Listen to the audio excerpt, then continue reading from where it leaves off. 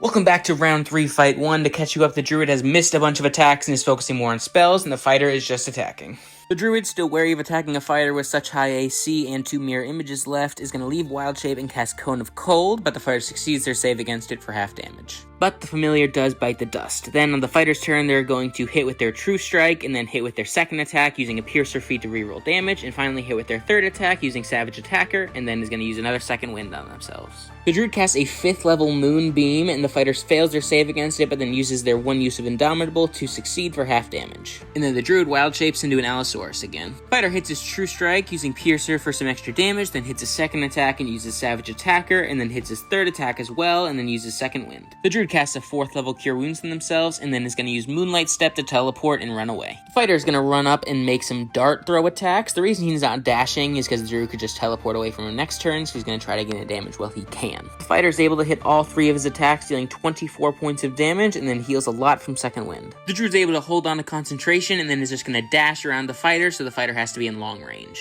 Despite that disadvantage, because of the Vex the fighter gets from throwing darts, he is able to hit all 3 of his attacks. The Druid's able to hold on to their concentration, the fighter's going to take a healing potion, and then the Druid's able to cast Cure Wounds while in Wild Shape, so he does that at 3rd level. The fighter is able to get up into melee range with the Druid, but is going to miss his True Strike, and then is also going to miss his second attack, and finally hit his 3rd one. The Druid uses their action to move Moonbeam onto the fighter, which then fails his saving throw, taking full damage, and then he's going to Moonlight Step to teleport and run away again. The fighter runs up, is going to make and miss 3 ranged attacks, and then take a healing potion. The Druid moves their Moonbeam again with their action, but the fighter succeeds their save for half damage. The Druid then runs back to create more space. The fighter is able to get back in close range, hits their first attack, which activates Vex, and then they're able to hit both of their second attacks, both with advantage. The Druid's able to hold on to concentration through those 3 attacks, and then the fighter takes a healing potion. The Druid then uses their action to move Moonbeam on top of the fighter, which fails their save against it. After taking that damage, the fighter's able to rush back into melee range and land a critical hit with their True Strike, dealing well enough damage to put the Druid down.